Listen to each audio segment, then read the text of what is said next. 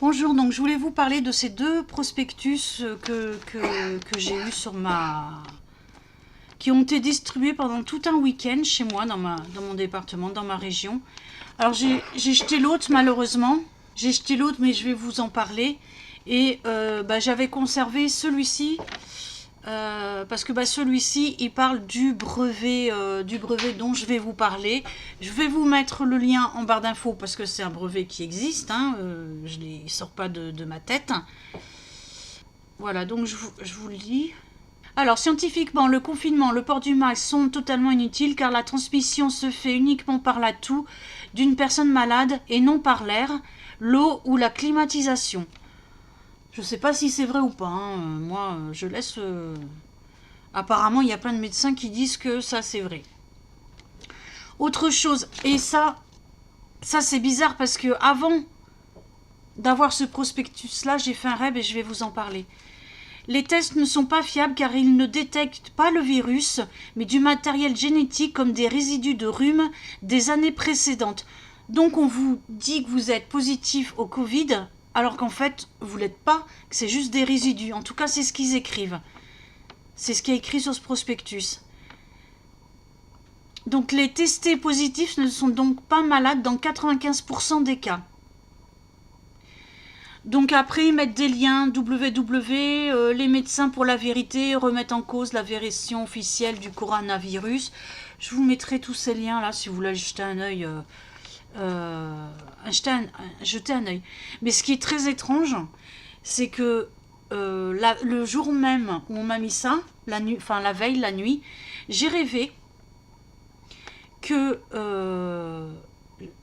alors je savais que je n'avais pas le Covid-19, mais je savais que si je me faisais détecter, j'aurais le Covid-19.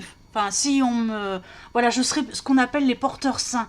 Parce qu'apparemment, c'est pour ça qu'il y a des gens qui disent « ouais, il y a du VIH dedans », parce qu'il fonctionnerait un peu comme le VIH, c'est-à-dire que tu peux être porteur sain, contaminer tout le monde, et toi n'avoir rien. Et c'est dans mon rêve... c'était moi qui étais concernée, mais vu que moi je suis jamais malade, que j'ai jamais un rhume, je pense pas être concernée par ça. Plus plutôt mon mari ou les gens qui ont des rhumes ou qui sont malades tous les hivers. Et dans mon rêve, les gens qui étaient porteurs sains, c'était limite la peine de mort pour nous dans mon rêve. Enfin, c'était pas la peine de mort, mais on était obligés de rester cloîtrés chez nous. Et je voulais pas me faire dépister. Parce que pour moi j'aurais été vu que les tests sont pas fiables, il y avait un très grand risque que je sois déclaré comme porteur sain et impossible de voir mes enfants, mes neveux et tout ça. Et l'autre prospectus que j'ai eu aussi, alors je sais pas si tout est lié, mais c'est par rapport aussi aux enfants. Donc ouais, c'était quand je me suis réveillée, de mon rêve, j'étais vraiment pas bien. Et après ils me mettent ça sur la voiture. Je me dis putain, c'est pas vrai. Voilà. Donc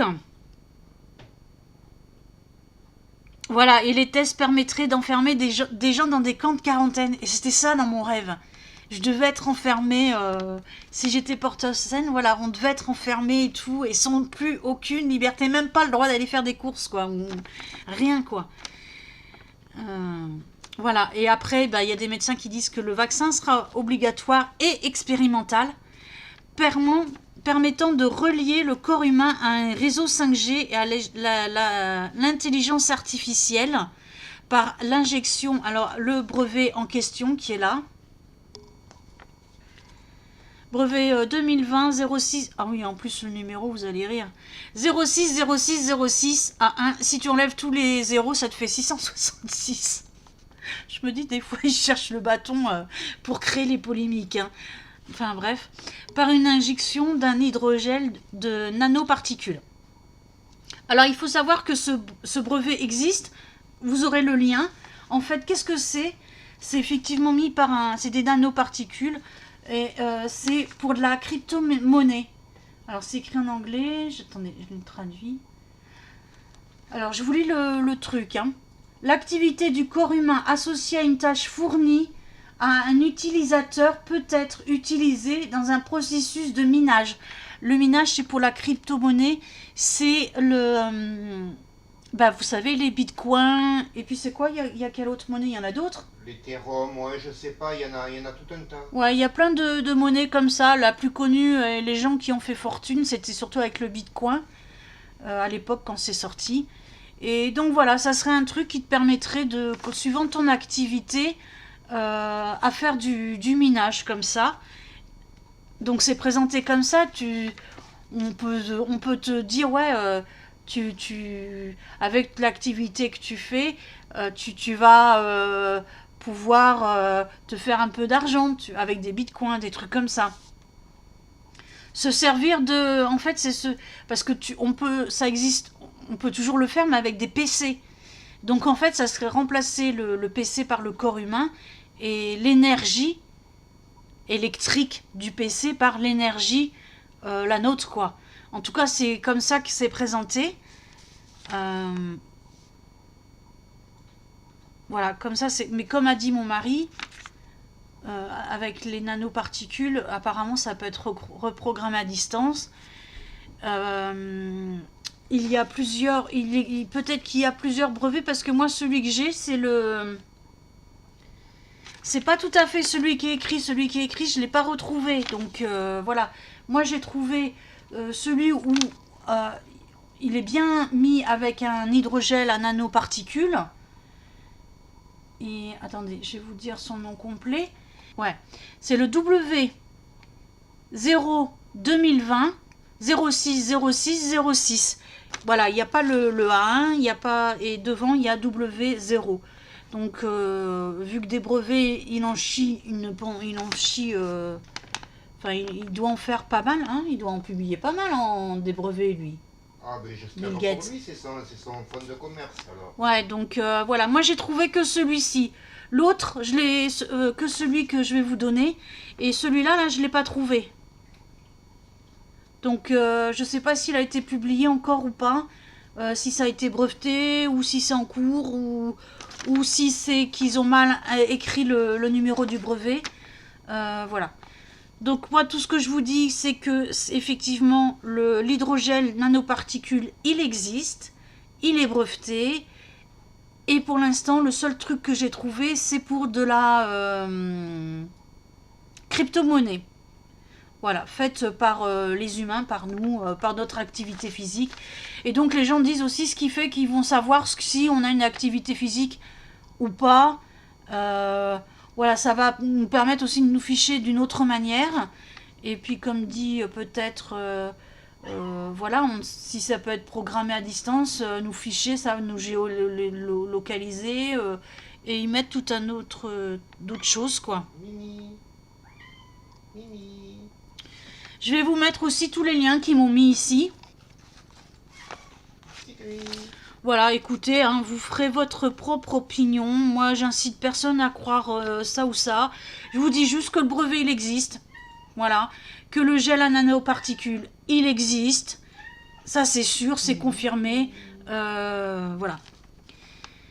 Et ensuite, le deuxième papier que j'ai reçu qui est super inquiétant. Et là, du coup, je vais vous donner mon avis. C'est le... Apparemment, chez moi, il y a des écoles qui ont fait circuler qui ont passé une circulaire pour que les parents donnent autorité et les pleins pouvoirs à l'école en cas de truc médical. Donc, ce qui signifie que si vous signez ça, vous n'avez plus aucun pouvoir sur vos enfants au niveau des vaccins. Parce que, par exemple, les vaccins, on peut les... Moi, je sais que j'ai jamais été vaccinée à l'école. J'ai toujours été vaccinée chez le médecin. Voilà, on faisait les vaccins, mais ma mère m'emmenait chez le médecin. Et là, du coup, ça serait fait automatiquement par l'école. Vous n'avez plus aucun pouvoir sur niveau santé sur vos enfants. S'il arrive quelque chose à vos enfants, normalement, vous êtes les premières personnes à être averties. Et là, il serait plus tenu de vous avertir. Voilà, enfin c'était... ça parlait beaucoup de ça. Voilà. et qu'il fallait surtout pas signer ça parce que c'était encore une fois la porte ouverte à tout. Ça, je sais pas si c'est vrai, mais j'ai entendu dire qu'en Allemagne, ils séparaient les enfants des personnes.